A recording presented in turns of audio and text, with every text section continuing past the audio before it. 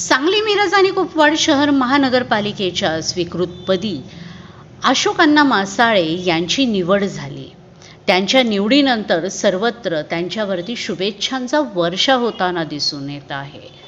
सर्वसामान्यांचा माणूस म्हणून अशी परिचय असणारे अशोक अण्णा मासाळ यांना स्वीकृत नगरसेवक पद मिळाल्यानंतर सर्वसामान्य नागरिकांच्या मध्ये उत्साहाचे वातावरण दिसून येत आहे आणि त्यांच्यावर सर्वांनी आनंदाचा वर्षाव देखील केलेला आहे।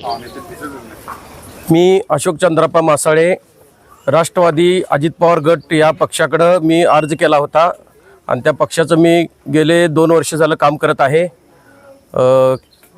पक्षाचं काम तळागाळापर्यंत पोचण्याचं भीमनगर असू दे, भागात इंदिरानगर झोपडपट्टी असू दे, मांगवाडा असू दे, सगळीकडे मी पक्षाचं काम करत आहे आणि त्या कामाचं पोचपावती म्हणून अजित पवार गटाच्या सर्व नेते मंडळींनी माझा अर्ज मंजूर करून मला स्वीकृत पदाची संधी दिली सांगली मिरज कुपवाड महापालिकेच्या वतीनं।